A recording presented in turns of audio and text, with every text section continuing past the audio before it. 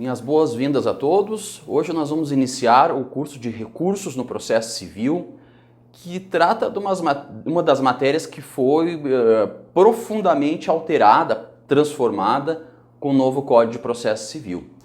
Eu digo aqui que eu não costumo tratar de recursos, certo? Como o professor Toniolo, não é um curso sobre recursos, sim.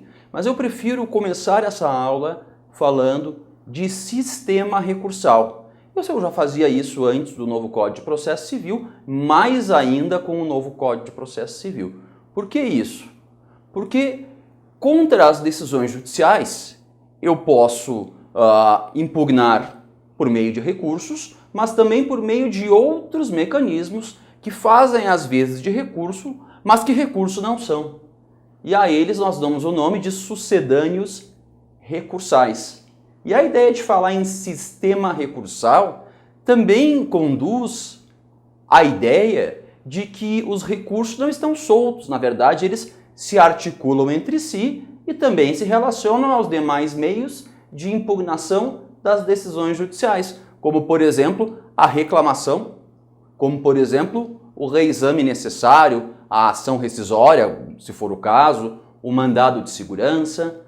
Bom, com o novo código, a reclamação, sucedâneo recursal, pouco utilizado hoje, ela passa a ter um papel, ou pelo menos passaria a ter um papel extraordinário. Extraordinário.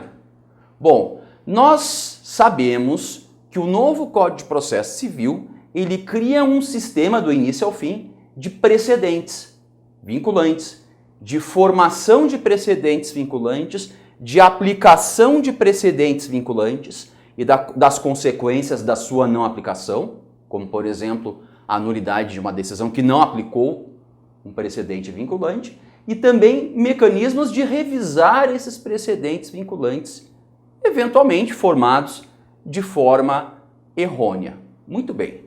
Até o novo Código de Processo Civil, a reclamação era cabível contra decisões, e aí qualquer decisão, pode ser inclusive decisão do juiz de primeiro grau, isso poucas pessoas sabem. Então eu estou lá em Cascavel ou lá em Uruguaiana, no Rio Grande do Sul, eu posso reclamar direto no STF contra a decisão que a juíza ou que o juiz proferiu lá no seu processo, digamos numa sentença, por exemplo. Certo? Pode, professor? Pode. Eu posso reclamar direto.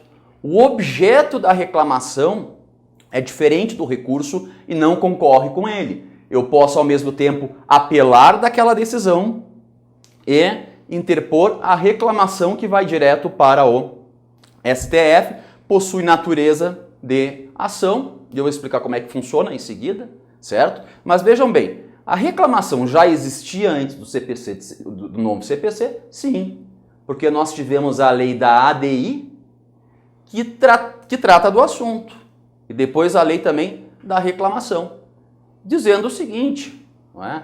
Que as decisões proferidas pelo Supremo em controle concentrado da constitucionalidade, então aí vai na DPF, na ação declaratória de constitucionalidade, ou seja, nas ações abstratas, que a desobediência a esses precedentes ensejaria reclamação direto no STF. E isso independe da instância recursal onde se encontrava, certo? Poderia até estar lá no primeiro grau o processo, eu poderia reclamar de lá direto para o Tribunal de Justiça. Muito bem, só que acontece o seguinte, nós vimos que o novo CPC cria um sistema de precedentes vinculantes, formado no julgamento dos recurso especial repetitivo, extraordinário repetitivo, IRDR, né, incidente de resolução de demandas repetitivas, e no incidente de assunção de competência. O que o STF entendia até agora, ou entende até agora, embora entre eles não seja pacífico, mas como o tribunal pacificou a questão, é que mesmo no caso em que um recurso extraordinário tenha repercussão geral, e aí um recurso extraordinário com repercussão geral, você tem que imaginar que é o seguinte, é ampla participação da sociedade. na figura dos amici curiae. Inclusive, tu pode ter, às vezes, até 5, 6, 7, 8, 9, 10 sustentações orais com especialistas renomados do Brasil inteiro da matéria específica. Então, ampla participação. Vejam que entendeu o STF. Entendeu que esse precedente formado do julgamento da repercussão geral, ele, embora tenha que ser obedecido, a sua desobediência, a sua não aplicação, não dá ensejo à reclamação. E sim, eu vou ter que reformar essa decisão, impugná-la pelos meios ordinários e extraordinários, não é? Mas recursais, eu vou ter que usar o recurso. Eu não posso queimar etapas e pular direto para a reclamação e colocar no colo dos ministros. Eles entenderam que somente para os casos de controle concentrado, quer dizer, desobediência a controle concentrado, controle difuso, reclamação para eles, não, certo? Claro que isso lá não foi unânime, muitos ministros, ou alguns ministros, né, não tantos, alguns, entendiam que o Supremo tem o dever de garantir a força normativa da Constituição e de seus precedentes, formados no julgamento, mesmo formado no julgamento, do recurso extraordinário com repercussão geral, vejam, repercussão geral. Outros entenderam que não era o caso, não seria o caso, porque isso não tornariam inviável a sua atividade. Isso é, de certa forma, verdade, certo? O que o novo Código de Processo Civil fez? E aqui eu vou falar no que ele fez e vou falar de uma lei que foi aprovada ontem. Ontem, o Senado Federal aprovou o projeto de lei complementar 168 de 2015, que vai direto para a sanção presidencial. Nós que estamos aqui sabíamos que ele estava em regime de urgência, que nenhum deputado apresentou emenda lá na comissão e que nenhum deputado ia apresentar, e não o fez ontem, em plenário. Portanto, do Senado vai direto à sanção da Presidente da República. Vamos falar sobre isso depois, tá? A repercussão geral, aliás, os precedentes vinculantes construídos pelo novo CPC, esse sistema, que continua valendo, eles tinham uma ferramenta a mais. Aliás, uma super ferramenta, que era dizer o seguinte: qualquer precedente formado no julgamento de recurso especial repetitivo ou recurso extraordinário repetitivo, e aí também entra a repercussão geral, o recurso com repercussão geral, e súmula vinculante continua tendo eficácia vinculante por causa da própria Constituição, não é? E decisões formadas no IRDR ou no incidente de assunção de competência, quer dizer, essas decisões que formam precedentes vinculantes, elas te dão acesso a um superinstrumento chamado reclamação. Então, pelo novo CPC, a reclamação para o STF, vamos pegar o STF, não seria mais cabível apenas por desobediência a precedente formado nas ações abstratas, nas ADIs, nas ADPF. Não, passaria a caber também quando o juízo de primeiro grau, por exemplo, ou o tribunal, desobedecesse uma decisão formada num precedente do julgamento de uma repercussão geral, de um recurso extraordinário com repercussão geral. E mais ainda, criava um caso similar de reclamação para o STJ, desobedeceu o recurso repetitivo reclamação, sem a necessidade de esgotar instâncias, não é? E também para os tribunais de justiça e TRFs, que passam a ter e continuam tendo mesmo depois da reforma, não é? A possibilidade de julgar o incidente de resolução de demandas repetitivas ou a assunção de competência, e que este precedente, uma vez formado, vai ou pode ensejar a reclamação contra a decisão lá do juiz do interior. Continua assim, professor Toniolo? Continua, certo? Continua assim. Então, a ideia era essa, era desobedecer o precedente vinculante é importante. Até porque o Código cria uma série de mecanismos que reforçam a participação na formação desses precedentes. Desobedeceu, ora, eu não preciso esperar o esgotamento das instâncias recursais, eu vou, claro, recorrer, mas diretamente do tribunal que foi desobedecido, eu ajuizava a reclamação. Era óbvio que isso traria uma consequência desastrosa para o STF e para o STJ. Principalmente para o STJ, porque o STJ não tem como o STF aquele filtro da repercussão geral.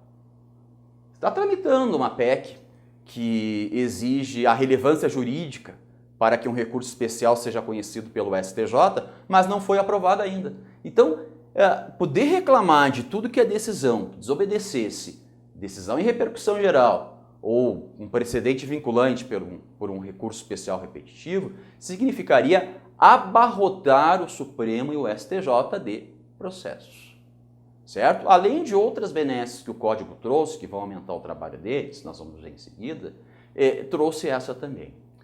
É claro que foi encaminhado logo em seguida um projeto de reforma, que foi aprovado ontem, e que diz o seguinte quanto à reclamação. Que para a reclamação, até eu peço que acompanhem aqui, o seguinte.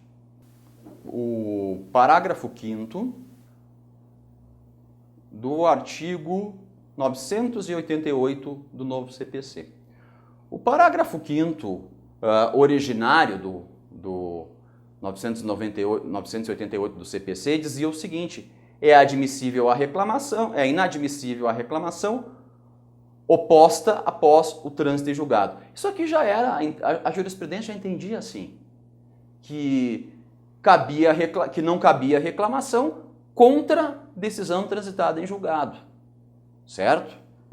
Quando se admitia por desobediência à súmula vinculante ou a decisão formada no julgamento das ADIs e outras ações de controle concentrado. Agora, o que fez o reformador ontem? Ele introduziu aqui um dispositivo interessante, um parágrafo 5º que substitui esse, certo? Que diz o seguinte: é inadmissível a reclamação proposta após o trânsito em julgado da decisão reclamada. Até aí tudo bem, certo? O STF já havia consolidado esse entendimento antes do novo CPC. Transitou em julgado, não é mais reclamação. Eventualmente eu posso trazer isso nos embargos de execução, na impugnação ao cumprimento da sentença, até numa ação rescisória, eventualmente, mas não numa reclamação, certo? Então já não era novidade antes do Código, já não era novidade com o Código e continua não sendo com a reforma. Aonde está a novidade? E aqui, vejam bem, isso muda tudo. Quer dizer, aquele super instrumento chamado reclamação, ele agora é um instrumento super eficaz, claro, não é? Poderoso, claro, mas teve boa parte da sua aplicação tolhida. Porque o inciso 2º do parágrafo 5º diz o seguinte, vejam só, isso foi aprovado ontem. Proposta perante o Supremo Tribunal Federal ou Superior Tribunal de Justiça para garantir a observância de precedente de repercussão geral ou de recurso especial em questão repetitiva quando não esgotadas as instâncias ordinárias. Vejam bem, o que isso aqui fez? Se tinha a ideia, e nós quando começamos a gravar o curso já tínhamos detectado que seria aprovado esse projeto, enfim, e que daria problemas isso aqui, mas se tinha uma ideia de que esse instrumento de reclamação com o novo código era tão poderoso, mas tão poderoso, que eu poderia reclamar de desobediência de decisão com repercussão geral, de recurso repetitivo do STJ, certo? Mas poderia reclamar já lá no primeiro grau. Ou seja, eu teria uma revolução no processo civil brasileiro. O que esse dispositivo faz é atender uma necessidade do STF, dos tribunais superiores, tolhendo essa eficácia, certo? Dizendo o seguinte, tá bem, continua cabendo, quer dizer, continua. O novo CPC diz que vai passar a caber reclamação por desobediência à repercussão geral, precedente com repercussão geral, ou recurso especial repetitivo. Tudo bem, dizem, não é? Mas, para não inviabilizar o tribunal, vamos fazer o seguinte, vai continuar podendo caber, só que nós vamos limitar. primeiro tu tem que esgotar a jurisdição ordinária. Ou seja, não pode mais fazer per saltum, levar a questão per saltum ao STF. Aquela ideia de que eu podia reclamar da sentença do juiz de primeiro grau, ela caiu por terra. É bem claro o dispositivo ao dizer que quando esgotadas as instâncias ordinárias. Aí vai caber essa reclamação pela desobediência ao precedente da repercussão geral ou ao recurso especial repetitivo.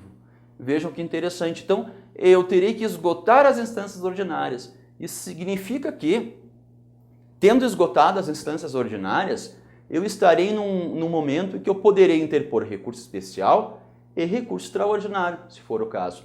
E também a repercussão geral, se preencher esse requisito da decisão ter desobedecido o precedente da repercussão geral ou o precedente do respe repetitivo.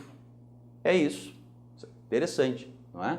Então, eles limitaram a reclamação, mas não eliminaram a possibilidade de reclamar desse descumprimento.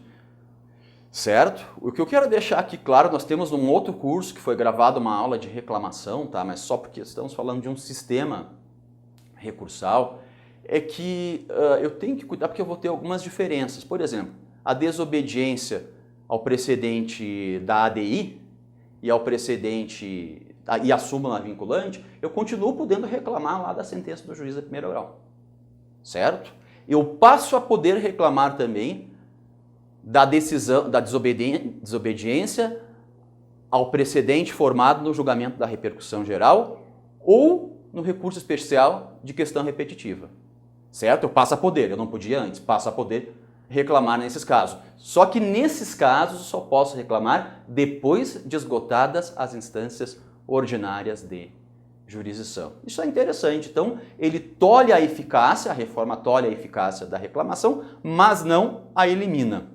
Não há uma eliminação. Então, eu posso concluir aqui que mesmo limitada, a reclamação ela passa a ser o elemento importantíssimo daquilo que nós concebemos como sistema recursal. Certo? Ela faz as vezes de um recurso, mas não é recurso. Pode ser interposta, e vai ser, né? Vocês são bons advogados, vão fazer, simultaneamente. Eu posso reclamar e posso recorrer, o objeto é diferente. Mais do que isso. Como é que funciona a reclamação? A reclamação não tem o caráter do recurso especial extraordinário, que não só decidem a questão federal ou constitucional, mas julgam a causa, respeitadas as preclusões, e aplicam o direito à espécie. Vocês já ouviram falar que no Brasil o STJ e o STF não são cortes de cassação. A admissibilidade é restrita, é verdade, eu não posso conhecer, reexaminar provas, é verdade. Agora, uma vez conhecido o recurso, eu tenho que dar uma solução para o caso concreto. Isso na reclamação não ocorre. A reclamação ela tem um caráter cassacional. O STJ ou o STF diz está errada essa decisão, o STF hoje, né? Está errada porque contraria o meu precedente ou a minha súmula vinculante. Profere outra. Certo? Só que isso causou alguns problemas. Porque mandar proferir outra, aí proferiam outra, mas que não era bem exatamente aquilo que o STF tinha em mente. Então também a nova contrariava a ratio decidendi do que o STF havia decidido. Certo? Bom, o que eles fizeram? Eles evoluíram para o entendimento hoje, que é o seguinte, eles cassam a decisão, mas não decidem no lugar dos órgãos inferiores, não é? Mas dizem como tem que ser decidido, ou seja, dão as diretrizes, dão as tintas para que não venha depois quadrado de novo, certo? Então a reclamação ela tem essa característica. Vejam bem, então isso tudo forma um sistema articulado que a gente chama de sistema recursal em sentido amplo, junto com o reexame necessário, enfim, e com outras medidas. Eu acho que toda a reclamação ela ganha uma vida nova. Mesmo tolhida, ela passa a ter um papel muito mais importante. No esquema de aula, essas aulas são complementadas por um material e no final você sabe que vão fazer uma prova para obter o certificado. Então essa prova é baseada no material feito para complementar cada aula, certo? Para que vocês saiam sabendo, de preferência, tudo sobre recursos no novo CPC. Ali nós vamos fazer uma esquematização melhor para vocês não perderem nenhum detalhe disso. Eu vou direto para a ordem dos processos dos tribunais, aqui, que é o seguinte. Professor Toniolo, então nós estamos começando os recursos pela ordem dos processos. Não, a ordem dos processos dos tribunais, ou os processos dos tribunais e meios de impugnação das decisões judiciais, está no livro 3º do CPC. Olha o título, Processos nos tribunais e meios de impugnação das decisões judiciais. Nem falou em recurso, porque existem outros meios. É a ideia de um sistema de impugnação, certo? Então isso aqui regra como o tribunal julga, aprecia os processos que estão lá, ou por competência originária, ou por julgamento de recursos. Então algumas coisas são aplicadas aos recursos, outras aos de competência originária, e boa parte a tudo, a ambos, a tudo que está no tribunal. Agora, o mais importante aqui de tudo é o seguinte: a função dos tribunais foi fortalecida com o novo CPC, principalmente dos tribunais superiores e do STF.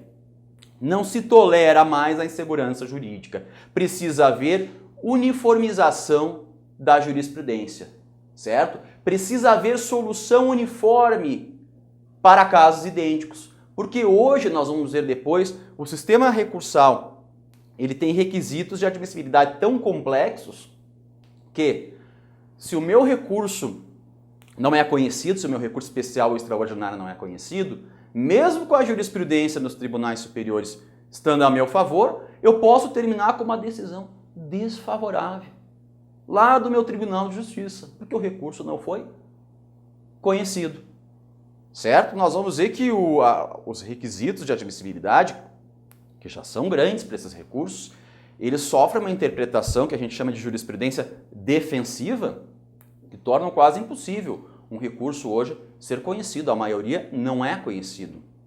Isso muda por várias razões, e uma delas é que é preciso dar segurança jurídica. Segurança jurídica não só por pacificar o que o STF ou o STJ acham de certa coisa, mas também de saber que nos casos concretos eu vou conseguir aplicar aqueles precedentes. Isso é importante para todos. Primeiro, para o investidor que quer montar um negócio, o Brasil precisa disso, tanto o brasileiro como o internacional, ele quer saber como é que funcionam as regras, a lei no Brasil. Bom, isso ele só vai saber se souber como o tribunal interpreta. Se ele souber que cada tribunal interpreta de um jeito e que a jurisprudência muda e que ela não é uniformizada, ele vai saber que está num lugar caótico, sem segurança jurídica. Isso toca a todos nós. Vejam bem, até o regime de bens hoje da união estável está ainda em discussão da jurisprudência. No direito tributário, hoje eu atuo aqui na representação da Procuradoria junto aos tribunais superiores e ao Supremo. Hoje, se perguntasse quais as teses de tributário, são várias que nós temos aqui, que tem mais chance, ou que serão providas ou desprovidas nos próximos anos, é difícil saber, certo? Existe uma insegurança jurídica muito grande. Agora, um dos primeiros artigos da ordem dos processos nos tribunais é o artigo 926, acompanhe, que diz o seguinte: os tribunais devem uniformizar a sua jurisprudência e mantê-las íntegra, estável e coerente. Vejam bem, dá um dever aos tribunais de manter a jurisprudência íntegra, uniforme e coerente. Certo? Então, a ideia de que eu vou olhar para os tribunais e vou saber o que eles pensam a respeito disso. Nós já tratamos isso. Aliás, tratamos no outro curso, né? Mais completo, mas sabemos então que isso diz respeito às funções que esses tribunais passam a ter, e o Código todo trabalha para formar precedentes vinculantes nesses tribunais, certo? Para aplicar precedentes vinculantes e para controlar a má aplicação ou a não aplicação desses precedentes. Então, se eu crio um sistema todo como esse, é óbvio que os órgãos de cúpula não podem ter precedentes dissonantes, e o Código está repleto de soluções para isso.